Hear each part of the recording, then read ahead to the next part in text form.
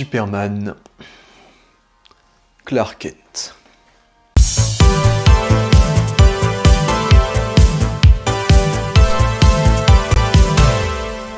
Là, je vous cache pas que je suis un petit peu dévasté, là, il va falloir que je reste un petit peu objectif, puisque je sors tout juste du final de Superman et Lois, et donc, yo tout le monde, ici je suis tout seul, et aujourd'hui, comme vous l'avez compris, nous allons parler de la série télé Superman et Lois, dont j'avais très envie de vous parler en vidéo et en critique, parce que c'est une série qui ne fait pas assez de bruit, que je n'entends pas assez parler dans la sphère médiatique, et qui mérite une attention toute particulière, parce que c'est juste une excellente, superbe série, qui a fait toutes ses preuves jusqu'à la dernière minute.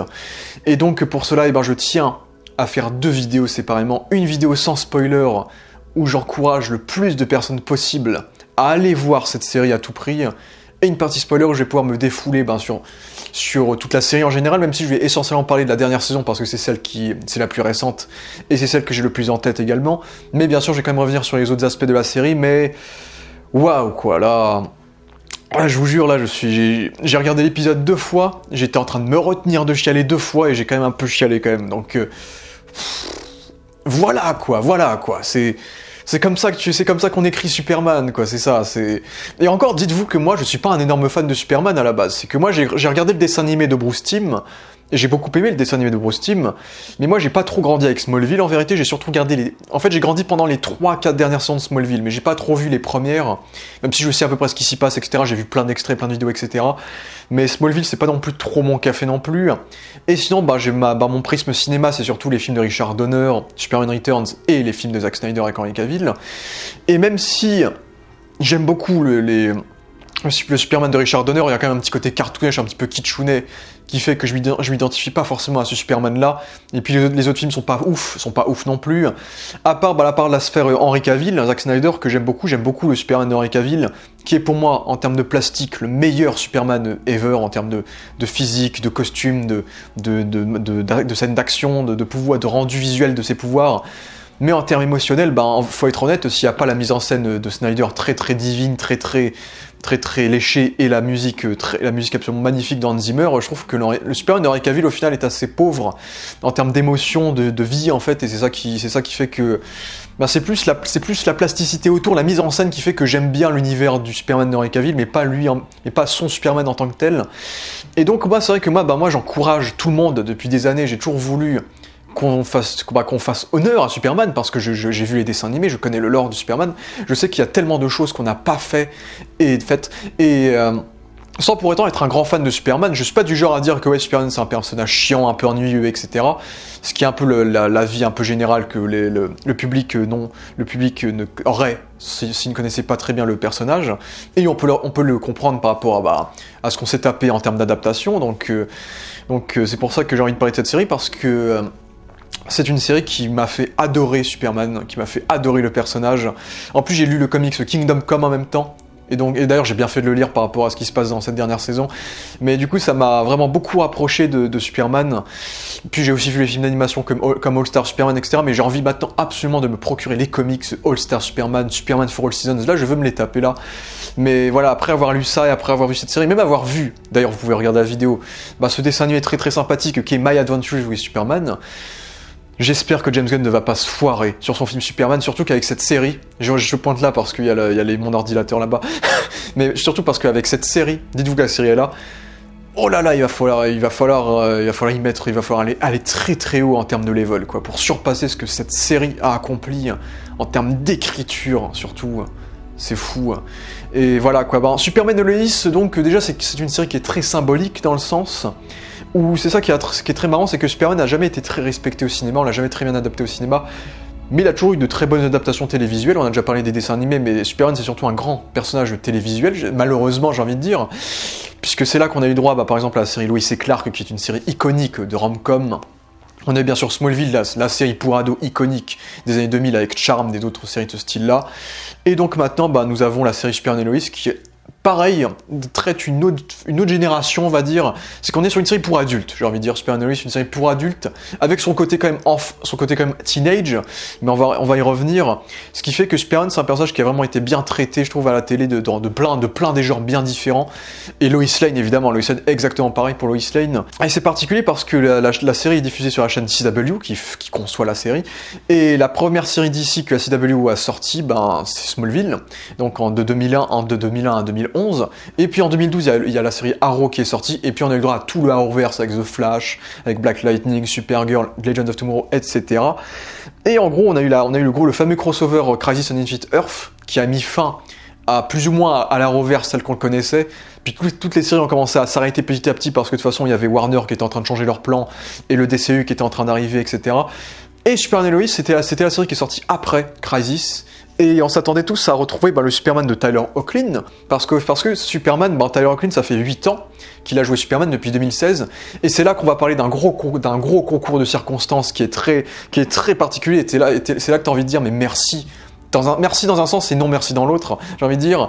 Mais parce que Tyler Hoechlin, il a été casté dans le rôle de Superman à l'époque pour participer à la série Supergirl, en tant que rôle secondaire, rôle guest en gros. Et il a été casté en mi-fin 2016, juste après la sortie de Batman vs Superman. Et c'est ça qui est marrant, c'est que là où Batman, pour Warner, Batman c'est leur poule aux œufs d'or, ils n'ont pas le droit de foutre Batman à la télé, Batman c'est le cinéma, uniquement le cinéma. Et il n'y a que la série Gotham qui a réussi à nous mettre un plan télévisuel de Batman. Et on n'a jamais eu vraiment le droit à un Batman à la télévision. Et Superman, lui, par contre, si le film Superman il marche pas, on va donner une seconde Superman à la télé, c'est pas grave, on peut le mettre à la télé, c'est pas grave, on s'en fout un peu, quoi. Et donc, c'est ça le problème, c'est que du coup, BVS a pas trop convaincu, le Superman de Henry Cavill non plus, et c'est pour ça, je suppose qu'ils ont accepté que Superman apparaisse dans la série télé CW Supergirl, donc destinée à un plus petit public, avec un moindre budget, et des acteurs moins renommés, bien sûr. C'est très irrespectueux de Superman de vraiment se dire, Superman c'est de la télé, quoi, c'est pas du cinéma, et on sait pas comment le faire au cinéma, on est nul, en fait. Et d'un côté, on n'aurait jamais eu droit à cette série sans ce truc-là, quoi. Donc on aurait peut-être eu un Henry Cavill incroyable et on n'aurait jamais eu Superman et Lois, ou inversement. Mais je fais avec ce qu'on a, et forcément, je fais avec ce qu'on a avec Superman et Lois, et faut se dire qu'on est très bien tombé dans un sens d'avoir Tyler Hoechlin dans le rôle de Superman, en sachant que je me rappelle la première fois qu'ils ont annoncé l'acteur, la première fois qu'ils ont dévoilé une image de lui en Superman dans la série Supergirl, oh là là, j'avais trouvé ça dégueulasse, immondissime. Pour moi, c'était déjà le pire Superman qui existe. Il était tout fin, petit, un peu maigrichon, le costume était dégueulasse, et je le trouvais pas très charismatique, je le trouvais assez fade. Et puis t'avais les épisodes de Supergirl qui sont sortis, où je le trouvais quand même charismatique, il y avait la vibe Superman qu'on attendrait d'un Superman, mais malgré tout, on l'entourait tout le temps de personnages qui étaient beaucoup plus imposants que lui. Le crossover Crisis, il était à côté du Superman de Brandon Routh, qui était très balèze et très imposant, et lui, il faisait un peu honte, en fait. Mais c'est vrai que le Superman de Tyler Hoechlin, je misais pas un sou sur lui quand ils ont annoncé une série sur son Superman. Et c'est là qu'on a eu l'arrivée de la série, qui est d'ailleurs, excellente nouvelle, ne fait pas partie du Arrowverse, donc vous n'êtes pas obligé de regarder quoi que ce soit en dehors de Superman et Lois.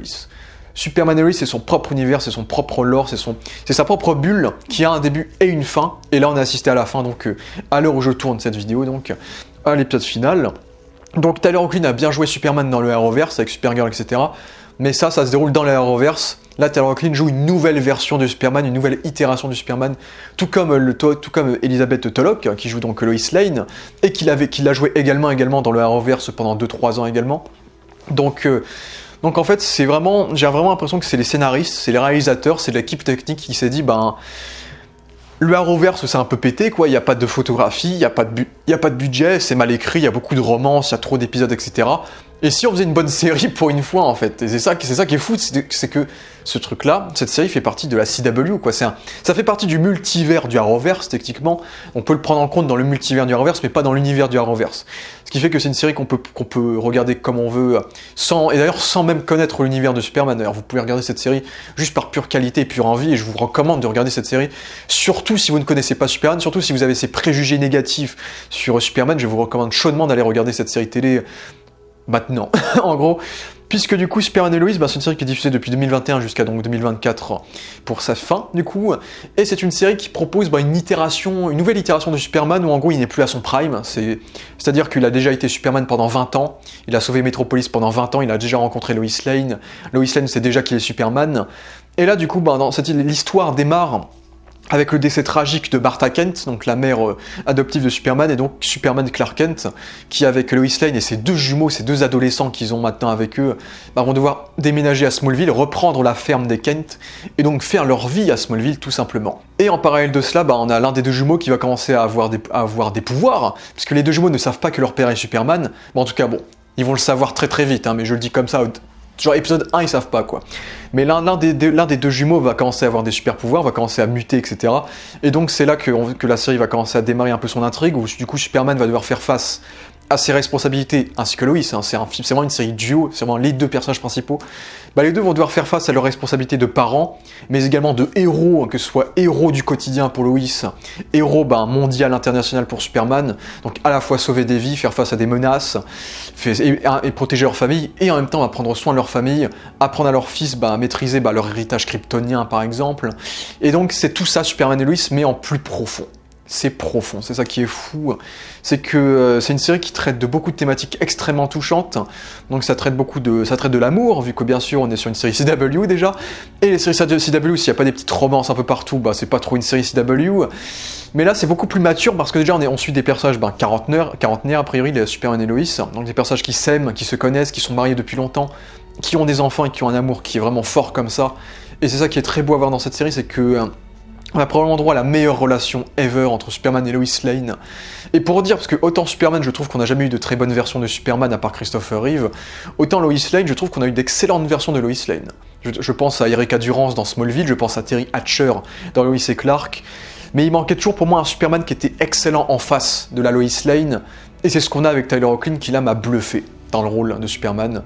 Et c'est fou, mais il suffit qu'il ait une petite beubare de 1 cm, et c'est bon, on lui donne un costume qui est un peu plus costaud, un peu plus imposant, et c'est bon, c'est Superman. Il est charismatique, mais c'est là qu'on voit que l'acting, c'est important. C'est que c'est pas un acteur qui est forcément très grand, il a pas pour moi la mâchoire de Superman, il a une faciès c'est pas la faciès classique, mâchoire bien carrée, très large de Superman qu'on aurait d'habitude, mais l'acting, la performance, la manière dont il s'exprime, les émotions qu'il retranscrit, la chimie avec Elizabeth Tulloch, ça fait tout, quoi. Et c'est ça qui fait que, pour moi, c'est la meilleure adaptation de Superman, que ce soit en termes de personnages et même en termes d'œuvre live action, je dirais. Il y a toujours la série télé de Bruce Timm qui est pas loin, mais je pense que là, on est sur l'une des meilleures adaptations live action de Superman live. Et je vous dis ça sans spoiler, parce que, de toute façon, si vous connaissez pas Superman, vous aurez un gros opening à l'épisode 1 de 5 minutes qui vous résume toute la vie de Superman, déjà. Donc c'est cet opening qui est un opening absolument magnifique, qui j'espère va vous convaincre dès le début. Parce que c'est aussi ça qui est beau avec cette série, c'est que c'est une série qui contrairement aux autres séries de la CW, se permet d'avoir un étalonnage déjà, d'avoir une photographie en même temps. Et une photographie en vérité un peu grossière, parce qu'en gros on est sur un univers qui est assez saturé, un peu plus sombre, et assez uniforme en termes de couleurs, parce que comme la série se déroule très souvent, les 3/4 du temps à Smallville, on a des couleurs très très jaunâtres, très très marronâtres, et tout le plan est jaunâtre, tout le plan est marronâtre, etc. Donc on a des couleurs très très uniformes avec un petit contraste un petit peu de... Mais c'est au moins il y a une imagerie, quoi. Et on sent énormément pour le coup l'inspiration plastique de Zack Snyder sur la série, parce que ce soit la manière dont Smallville est mise en scène, ce village, cette ville paisible, calme, rurale, où on sent l'humanité, la vie ici, la beauté, à quel point tout le monde se connaît. C'est vraiment une mise en scène qui rappelle beaucoup celle de Zack Snyder. Pareil pour les scènes d'action, et c'est aussi là la giga surprise de cette série, c'est que les effets spéciaux et le budget est assez impressionnant pour une série CW en tout cas, il est bien utilisé, puisque déjà il y a beaucoup moins d'épisodes que pour les séries du Arrowverse, c'est qu'on est sur 2 saisons de 15 épisodes, une de 13 et la dernière de 10, donc ça diminue de plus en plus parce qu'il y a eu 2-3 emmerdes, mais visuellement la série est assez impressionnante, déjà parce que déjà il y a ce scope, il y a un scope en cinémascope il me semble, qui crée ce rendu très cinématographique, et en plus l'imagerie comme je vous l'ai dit très étalonnée, et retouchée visuellement numériquement, donc il y a un travail visuel avéré dans cette série en tout cas, et même si c'est pas aussi léché qu'un Snyder, c'est assez joli à voir, il y a de très beaux plans, comme j'ai dit sur Smallville, sur le soleil, sur tout ce que vous pourrez trouver, et les scènes d'action sont assez impressionnantes, encore une fois très inspirées de ce que Zack Snyder a fait avec le Superman d'Henry Cavill. Donc on est sur des scènes d'action, vraiment ça peut se taper dans les airs pendant 3-4 minutes. Et franchement c'est assez impressionnant, c'est qu'on voit, oui, c'est pas une série HBO. C'est pas une série HBO, on voit que oui, il y a des incrustations qui sont peut-être un peu moches, des petits modèles 3D pas très beaux, des effets qui sont peut-être pas super beaux non plus, mais quand tu t'es tapé toutes les séries du Arrowverse, bah je me suis pas tout tapé non plus, mais j'ai quand même un peu grandi avec le Arrowverse. Mais quand tu t'es tapé les saisons 4, 5, 6, les 3, 4, 5 de The Flash, avec des effets spéciaux calamiteux et aucun effort visuel, et que tu te tapes Superman et Lois après, tu fais putain, c'est un blockbuster à côté, quoi, c'est fou. Et visuellement, vraiment, c'est très bluffant comme série, ça m'a vraiment bluffé, en sachant que en plus le budget a diminué au fil des saisons et qu'ils ont toujours réussi, et ça me rappelle beaucoup une autre série que j'aime beaucoup. Il faudrait que j'en fasse une vidéo récap ou quelque chose, mais j'ai un peu le même pressentiment entre cette série et celle que je vais évoquer, qui est Agents of Shield, la série Marvel Agents of Shield, qui est pareil, une série qui a sa fanbase, qui est adorée par sa fanbase, mais qui a été un petit peu ignorée malheureusement parce que la première saison était éclatée, et malheureusement celle d'après était superbe, et malheureusement plus personne les regardait. Et puis pareil, c'était une série qui avait de superbes effets spéciaux et qui les utilisait vraiment avec parcimonie, tout en privilégiant l'écriture des personnages. Et c'est un peu ce qu'on a avec cette série-là, c'est que c'est une série qui utilise très bien ses effets spéciaux avec parcimonie, et si on n'a pas, c'est de l'écriture de personnages simple et efficace, mais extrêmement bien fait. Et ça, c'est beau. On développe des aspects qu'on n'a jamais vus avec Superman en live action dans cette série. C'est comme on l'a dit, là, on développe un Superman qui est un père. Et ça, oui, on l'a déjà un petit peu en live action, mais il n'a jamais été père d'adolescent, en fait. Et donc, voir des adolescents qui vont potentiellement avoir ses pouvoirs en tant que fils de Superman, c'est quelque chose qu'on n'a jamais vu avant. De voir une série familiale autour d'un Superman paternel qui doit prendre soin de ses enfants, de ses adolescents, c'est quelque chose qu'on n'a jamais vu. Également, voir Superman Clark Kent reprendre la ferme des Kent, redevenir un fermier, revivre dans sa ville de jeunesse. C'est quelque chose qu'on n'a jamais eu non plus. On l'a déjà vu revenir à Smallville quelques fois, mais jamais reprendre la ferme et changer totalement d'environnement par rapport à Metropolis, qui est sa ville normalement principale. Et avec tout ça, on a Lois Lane évidemment. Et c'est aussi ça qui est intéressant, sans spoiler quoi que ce soit, mais c'est une série qui prend beaucoup de risques avec Superman. C'est qu'on fait tellement de choses, mais tellement de choses qu'on n'a jamais fait avec Superman avant, et tu te dis mais c'est scandaleux qu'on les a jamais fait avant, ces choses-là. Il y a tellement de prises de risques, de choix, même des choix je crois qu'on n'a jamais eu dans les comics qui sont faits sur cette série, mais des choix qui ne fait pas disparaître la saveur, l'essence du personnage. C'est des choix qui rendent le personnage encore plus fort, plus humain, et c'est ça qui est beau, etc. Vous ne pourrez pas trouver Superman chiant dans cette série. C'est ça qui est intéressant, c'est qu'on n'est pas juste sur un Superman héroïque qui sauve des gens, etc., et un peu chiant, et qui fait le clown en tant que Clark Kent. C'est un Superman qui est très humain et qui est très serious business dans tout ce qu'il fait, parce qu'il a des responsabilités partout maintenant. En Clark Kent, il doit juste faire un métier, il doit faire un peu le clown, le maladroit pour éviter de montrer sa véritable facette. Alors que dans cette série-là, le Clark Kent, c'est un Clark Kent qui est juste un bon gars, quoi. Et c'est ça qu'on veut de Clark Kent, on veut pas un clown, ce qui me dérangeait un peu avec ceux de Richard Donner. On veut un Clark Kent humain, genre c'est juste le bon gars qui aide les gens, qui va dire bonjour à son voisin, qui va dire coucou, qui va participer à une fête locale. C'est Clark Kent, quoi. Et à la fois, c'est un très bon journaliste.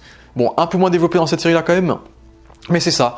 Et donc là, vous avez le vrai Clark Kent, fermier, rural, qui a toujours vécu dans un temps des villages, qui a cette humanité un peu de ce social, ce quotidien qui respire en lui.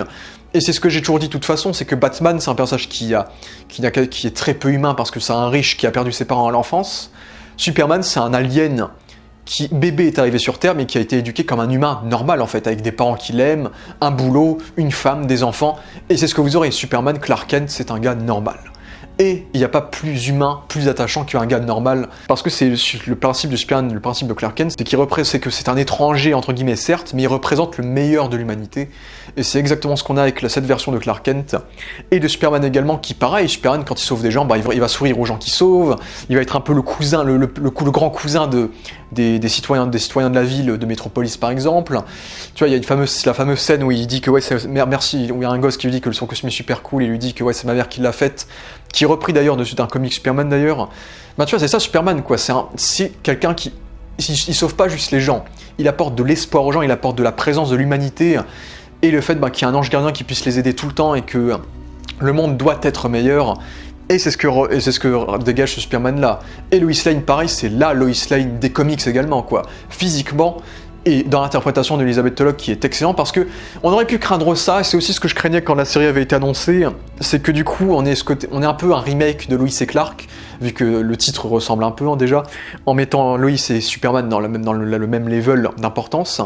Et au final, c'est ça qui est super cool, c'est qu'ils ont bel et bien le même niveau d'importance, c'est vraiment une série de duo, ce sont les deux personnages principaux, mais ils sont tous les deux super bien écrits, et Lois Lane est extrêmement bien faite par rapport à cela, c'est que c'est la Lois Lane des comics, elle est têtue, intrépide, extrêmement douée dans son métier, c'est la number one du journalisme, et si elle veut faire tomber un connard qui est en train de polluer une ville, de polluer un endroit, etc., bah elle va tout faire pour le faire tomber, elle est prête à prendre des risques, à mettre sa vie en péril pour faire cela, et elle n'a pas besoin de Superman pour ça, quoi. Et c'est ce que vous aurez de Lois Lane durant toute la série, c'est la vraie Lois Lane. Mais à la fois, maintenant, on a l'occasion de voir Lois Lane en tant que mère également. Une mère qui peut être effectivement un peu stricte, parce que c'est quelqu'un d'intrépide, qui a des règles et qui sait les appliquer, mais une mère qui est justement, elle est beaucoup plus humaine dans un sens que Clark, évidemment, qui lui a des pouvoirs. Mais c'est ça qui la rend également humaine, quoi. C'est que c'est une mère qui aime énormément ses enfants, et on sent que la relation avec Clark est tellement folle, quoi. On sent qu'ils ont été en couple toute leur vie, quoi. L'interprétation des deux acteurs est vraiment, c'est l'une des plus belles relations, je pense, que j'ai pu voir en adaptation de comic book déjà, puisqu'on a 4 saisons de ça. Et c'est ça qui est intéressant, c'est que du coup on a des antagonistes, bien sûr, dans cette série, et ce qui est marrant, c'est qu'on a autant d'antagonistes qui ont une rancœur contre Superman que contre Lois Lane, et c'est ça qui est intéressant, c'est qu'il y a quelques antagonistes cultes de Superman qui sont plus des antagonistes de Lois Lane que de Superman, et c'est ça qui est assez marrant dans la série, du coup, c'est que comme les deux ont le même niveau d'importance, bah, on accorde beaucoup d'importance dans les intrigues à Lois, qui en a presque autant que Clark, du coup, et c'est ça qui est cool. Et on a bien sûr les deux jumeaux également, ils ont repris un peu ça du fait que maintenant, Superman a un fils dans les comics, qui est donc Jonathan Kent, qui va devenir le nouveau Superboy. Sauf que dans les comics, c'est encore un gamin de 12-13 ans. Là, on a des ados de 16 ans déjà. Et en plus, ils ont pris ce choix, qu'on n'a jamais eu non plus, de faire des jumeaux. Donc il n'a pas qu'un seul fils, il en a deux. Donc Jonathan, nommé d'après son père adoptif Jonathan Kent, et Jordan, nommé donc d'après Jor-El, son père biologique Jor-El. Donc ce qui est beau, bien sûr. En plus, il y aura un switch d'acteur pour l'interprète de Jonathan, parce que t'auras l'acteur principal, t'auras un acteur qui le jouera pendant 2 saisons, qui partira parce qu'il a des conflits, je crois, dans sa vie personnelle, qui a fait qu'il a dû quitter la série, et il est remplacé par un autre acteur, Michael Bishop. Et les Jordan Elsas, qui est remplacé par Michael Bishop, je crois que c'est leur nom, et les deux acteurs sont excellents dans le rôle de Jonathan. C'est que j'arrive pas à faire la différence entre le fait qu'il y a eu un recast entre l'un et l'autre, tellement ils sont bons, déjà parce que les deux acteurs ressemblent à leurs parents, entre guillemets, et parce qu'on a des idées qui sont très intéressantes aussi. Là, je vous vois un peu les idées de base, je vais pas vous spoiler toute la série, bien sûr, mais par exemple, Jonathan, c'est l'élève un peu modèle, c'est le beau gosse qui a sa petite copine, qui est super fort en sport, etc. Tu te dis, lui, il ferait un super Superman, tu vois, il a un peu la dégaine d'avance pour être Superman, et à côté, t'as son frère, Jordan, j'arrêterai pas de les confondre, Jordan, qui lui est né avec un trouble de l'anxiété, donc c'est un personnage qui joue tout le temps aux jeux vidéo, qui a peur de sortir dehors, qui est pas très sociable, qui est un petit peu instable, c'était un peu plus difficile de l'élever lui que son frère. C'est que dans les comics, le fils de Superman qui a ses pouvoirs, c'est Jonathan, et dans cette série-là, c'est Jordan qui a des pouvoirs, et c'est Jordan, le mec qu'on verrait le moins être un héritier de Superman, quoi, parce que comme je l'ai dit, Jonathan, c'est vraiment le frère un peu modèle, lui c'est le mec anxieux qui sort pas, qui a peur des gens, etc., et c'est lui qui va se retrouver avec des super pouvoirs super dangereux, quoi. Donc en termes de concept, c'est super intéressant, et c'est super bien développé au fil de la série, et justement à côté tu as son frère, qui lui n'a pas de pouvoir, du coup. Après, vous verrez peut-être, il y aura bien sûr des arcs narratifs qui feront que les deux évolueront vers certaines trajectoires. Mais à côté, t'as quand même ce frère-là qui n'a pas de pouvoir et qui pourrait potentiellement peut-être jalouser son frère, ou trouver un autre moyen de ressortir le côté héroïque de sa famille, en fait. Et donc, c'est ça qui fait qu'on a deux personnages qui sont très bien interprétés par leurs deux acteurs respectifs, et qui deviennent au final très attachants dans ce qu'ils vivent, parce que rien que le concept de base est bien, et parce que, évidemment, il y a un côté teenage movie, il y a un côté série pour ados dans ce sens-là, dans le sens où, bien sûr, les pouvoirs sont bien sûr une métaphore de la puberté, bien sûr, mais il y a aussi ce côté c'est une série qui traite de vrais problèmes, en fait. C'est une série qui traite, bien sûr, du coup, de problèmes d'adolescents, de problèmes de couple, bien sûr, de problèmes d'anxiété, de personnes peut-être un peu traumatisées, qui peuvent pas sortir en cours, qui ont des vécus qui ont peut-être de la dépression, des dramas, et qui ont besoin d'aide pour les faire sortir de cette dépression. Et c'est ce que l'on vit par exemple avec le traitement adolescent de cette série, parce qu'on est sur une série qui est mature comme je l'ai dit, et même du côté paternel bien sûr, on parle des responsabilités, entre être héros ou être père, on parle aussi d'autres aspects que j'ai évité un peu trop de dévoiler, de développer plutôt, mais on parle par exemple de la mort également, parce qu'il y a aussi ce côté là avec Superman, c'est que Superman, il est un peu vu comme une forme divine, et tout autour de lui va finir par mourir, alors que lui a un peu une espérance de vie plus élevée à cause de ses origines aliens.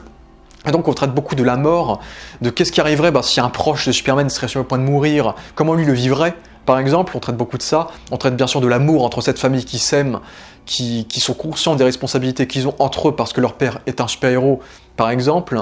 On traite beaucoup également des regrets qu'on ait pu avoir dans le passé, des problèmes de la vie quotidienne de manière générale, des problèmes économiques, des problèmes de famille, des problèmes sociaux, etc. Donc c'est une série qui est vraiment humaine en fait. Et c'est une série qui retranscrit parfaitement les valeurs de vérité, de justice et d'un meilleur lendemain que Superman devrait représenter. Et c'est surtout ça que j'ai envie de vous dire, et j'ai envie aussi de citer la BO absolument magnifique de Dan Romer, qui dès l'opening scene, regardez juste l'opening scene sur YouTube, et vous me direz si vous êtes convaincu ou pas par la série, mais la BO de Dan Romer, c'est une BO qui fait un peu tire-larme, c'est direct que t'as déjà envie de chialer dans un sens, mais c'est une BO qui est tellement apaisante, il y a vraiment cette vibe rurale, espoir, ensoleillée, que tu ressens rien qu'en entendant sa BO, et il faut le faire, parce qu'il faut passer après John Williams, après Hans Zimmer. Et il a réussi à faire une BO qui me touche énormément, que j'écoute très très souvent et qui me motive beaucoup, et qui est franchement la BO de cette série, c'est du bonbon, c'est une BO extrêmement touchante, très très forte en émotion et qui apporte beaucoup à la gravitas humaine de la série. Et voilà, c'est fort. Et en termes de réalisation, il n'y aura pas grand chose à dire, dans le sens où, comme je dis, ça s'inspire beaucoup du cinéma un peu de Snyder, avec des lens flares, des jeux de lumière, des visuels très léchés, dans un échelle télévisuelle, je le dis bien quand même. Il y a bien sûr des problèmes de budget, donc la réalisation est très efficace comme il le faut, sans non plus faire des choses de dingue non plus. Les effets spéciaux sont tellement bons, à une échelle d'une série de la CW, qu'on peut outrepasser cela. Et puis pour les fans de Superman, nous verrons des personnages qu'étonnamment nous n'avions jamais vus quasiment en live action. Donc j'ai envie de penser, vous aurez quelques membres de la Superman Family au fil de la série, vous aurez des antagonistes qui interviendront de Superman dans la série. Vous n'aurez pas tous les méchants, vous n'aurez pas Brainiac, vous n'aurez pas Lobo, vous n'aurez pas Mongul, mais il y a plein d'antagonistes un peu cultes de Superman que vous verrez dans cette série. Pour certains, je suis sûr que vous allez adorer leurs adaptations. Notamment, moi perso, la série, j'ai commencé quand j'ai vu qu'il y avait Bizarro dans la série. Je suis tombé sur la miniature de Bizarro, j'ai fait, mais il est incroyable Bizarro. Et c'est là que j'ai regardé la série et que je n'ai pas du tout regretté ce que j'ai vu. Et d'ailleurs, Bizarro, banger, leur Bizarro. Et par exemple, entre autres, il y a Lex Luthor qui va débarquer dans la série également, en fin de saison. Et putain, ça fait du bien de voir un bon Lex Luthor, quoi. C'est Lex Luthor, Lex Luthor, c'est juste un putain de clown depuis 10 ans aussi, depuis 30 ans au cinéma. Soit c'est le méchant un peu cartoon qui fait des vannes, soit c'est un taré qui est un peu con, quoi, qui est un peu débile et qui est un petit peu bling bling. On a enfin le Lex Luthor hater. Vous verrez le Lex Luthor, j'en parlerai en spoiler. Mais voilà, quoi, c'est une superbe série. Voilà. Ces 4 saisons, ça se regarde très vite. À la base, il devait en avoir 7. À la base, c'était le plan que les showrunners voulaient avoir. Et comme on peut le voir, le nombre d'épisodes diminue au fil des saisons. C'est qu'on passe de 15 pour les 2 premières à 13 à la deuxième. Parce qu'on sent que le budget diminue. Qu'en gros, du coup, la série s'est terminée à la saison 4 pour plein de raisons. Les audiences qui commencent à chuter inévitablement. DC qui est dans une grande période de remise en question et de refonte, qui maintenant s'est reconverti au reboot que va démarrer James Gunn dans très très peu de temps. Et aussi parce que la CW est en train de rechanger ses plans, c'est que maintenant la CW va proposer que deux séries scriptées, parce que du coup la CW produit des œuvres scriptées et des œuvres non scriptées. Non scriptées en général c'est la télé-réalité. Et la CW a totalement changé de leadership, et maintenant ils vont proposer que 2 séries scriptées. Et maintenant ils vont proposer que de la télé-réalité, donc c'est la fin de toute une ère, comme je l'ai dit, parce que d'ici, ça fait 22 ans d'affilée que la CW propose des séries d'ici, avec Smallville, avec le Arrowverse maintenant, avec Superman et Lois, mais quelque part je trouve ça beau que du coup la CW commence sa carrière avec DC, avec Smallville, et la termine encore avec Superman. Donc c'est assez beau, et c'est aussi pour ça que du coup la série devait s'arrêter, parce que l'année prochaine, elle n'était pas prise en compte dans les séries scriptées, puisque maintenant il y a quasiment plus de séries scriptées dans la CW. Donc. Et malheureusement, on n'aura pas le droit à 2-3 saisons de plus, mais la fin de cette série est absolument incroyable. Comme vous m'avez vu au début, je suis encore très bouleversé par ce que je viens de voir, et je suis encore très peiné. C'est ça de voir des très bonnes séries, de les suivre pendant quelques années, et de dire au revoir, quoi. C'est de dire au revoir, et surtout avec cette série-là, comme je vous le dis. Puis dans un sens, c'est aussi la fin du Arrowverse, parce que ça fait partie du Arrowverse qui a été instauré depuis Arrow en 2012, donc ça fait partie du multivers du Arrowverse. Et c'est aussi la fin définitive, en tout cas pour l'instant, des séries hebdomadaires sur Canal de DC. Maintenant, toutes les séries DC et Marvel que vous aurez maintenant, c'est des séries qui viennent soit de chaînes à péage avec des plateformes comme HBO, soit de pures plateformes de streaming. Mais Superman et Lois, c'était la dernière série de super-héros actuelle qui était encore diffusée sur une chaîne publique norme classique, quoi. Donc la fin de cette série, c'est pas juste une fin de série, c'est une fin de beaucoup de choses. Et en dehors de ça, dans un plan purement objectif, c'est une fin qui est extrêmement touchante et qui récapitule tout ce que je vous ai dit sur l'humanité que retranscrit cette série, et vous ne regretterez pas le visionnage, rien que pour cette fin, quoi. Cette fin qui est déchirante et très très belle. Et vraiment, je souhaite bonne chance à James Gunn et à toutes les personnes qui devront réadapter encore et encore le mythe de Superman pour rivaliser avec ce qu'on a eu là, surtout en termes de fin.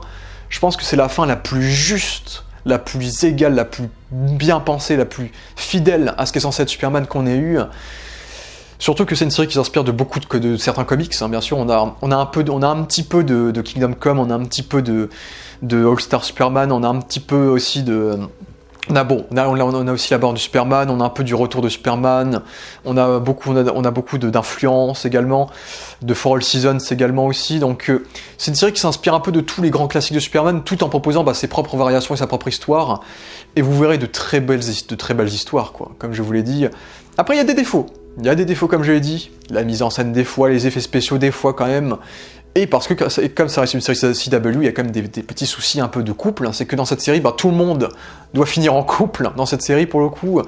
Et ça, c'est un truc qui pour le coup m'a pas forcément plu, parce que du coup on a bien sûr les personnages principaux, mais on a des personnages secondaires bien sûr. Donc on a par exemple la famille Lang, qui sont donc Lana Lang, qui était la love interest de Clark quand il était adolescent à Smallville, qu'il retrouve maintenant qu'il revient à Smallville adulte. Et maintenant Lana a des filles. Et donc il y aura bien sûr peut-être quelque chose entre l'une de leurs filles et l'un des fils, Kent par exemple. L'autre fils Kent aussi va avoir sa romance avec une autre fille du lycée par exemple. Et aussi, même les adultes entre eux, ils vont avoir des relations amoureuses entre eux qui vont se créer. Et parfois je trouve que ça n'a aucun sens, les relations qu'ils nous offrent. Donc c'est vrai que pour le coup, il y a peut-être un peu trop de romance quand même. Mais en tout cas, des relations qui m'intéressent pas forcément, et des petites révélations et des trucs comme ça qui m'ont pas passionné non plus. Moi, ce qui m'a vraiment intéressé, c'est vraiment les antagonistes et le cœur de l'histoire qui est la famille Kent. Mais sinon, c'est vrai que la partie Lana Lang, la partie famille Lang, ça m'a pas forcément passionné, on va dire. Ça fait un peu trop mélodrama, c'est beaucoup moins intéressant. Mais il y a d'autres personnages surprises, j'ai pas trop envie de les spoiler parce que dès la première saison, vous avez des révélations sur tel et tel personnage. Mais voilà. En tout cas, je crois que j'ai peut-être tout dit en tout cas, tout dit pour vous convaincre de regarder cette série. C'est une série qui respire l'humanité, qui respire la passion pour Superman et qui respire l'inclusivité. C'est que on sent que tout le monde peut s'identifier à cette série, quoi. C'est une série qui a du cœur, et bravo showrunner, bravo au casting, merci à vous d'avoir accompli la meilleure série Superman sans hésitation, et la meilleure œuvre live action Superman sans hésitation. Encore une fois, je suis ébahi, et voilà. Allez voir Superman et Lois, et je vous en prie. Il faut qu'on parle plus de cette série. Et merci encore à... Voilà quoi, c'est une vidéo qui marchera pas parce que tout le monde s'en fout en vrai de cette série. Mais là je me suis carrément mis debout parce que j'ai envie d'en parler debout, j'ai envie de faire vivre cette envie de parler de cette série. Et donc je tenais à vous le dire, et donc j'espère que j'ai pu réussir à retransmettre ma passion du coup pour cette série. Et quelle année pour Superman, entre la série animée et le film maintenant qui va arriver l'année prochaine. Merci Tyler Hoechlin d'avoir joué Superman pendant 8 ans, parce qu'il l'a joué, parce que il a accompli le rôle. Pour moi, il a accompli la position la plus importante en tant que Superman depuis Christopher Reeve. Parce que Christopher Reeve, lui, il devait introduire Superman au cinéma, et le cinéma de super-héros de base au cinéma dans les années 70, ce qui était quelque chose qui était infaisable à l'époque, puisque les adaptations de comics n'étaient pas forcément très bien vues. Et là, maintenant, Tyler Hoechlin doit remplir la deuxième tâche la plus compliquée, c'est-à-dire maintenir l'espoir, maintenir le mythe, la réputation de Superman, dans une époque où le personnage a beaucoup trop souffert médiatiquement parlant, en termes d'adaptation.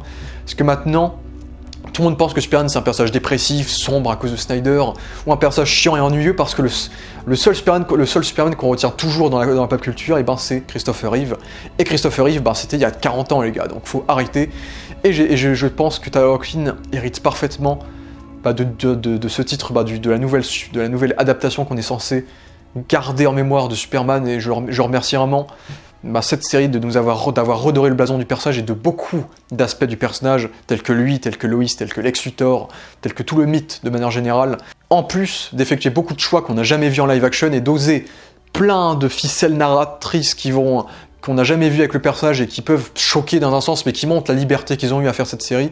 Surtout cette fin qui est vraiment bien définie, on va dire. Et donc, franchement, j'aurais jamais pensé voir ça avec Superman un jour.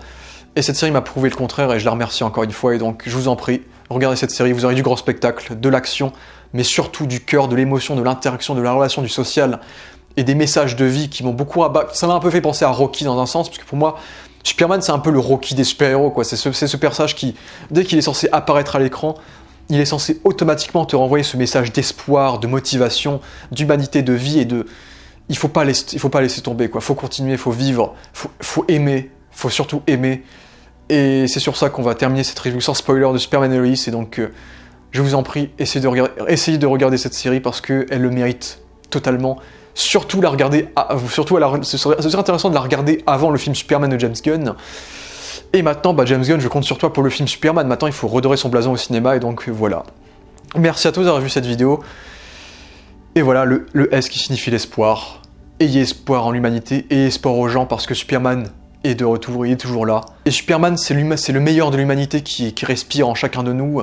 Nous avons tous quelque chose de Superman et donc réveillez le Superman qui est en vous. Et voilà, merci à tous d'avoir vu cette vidéo et ciao.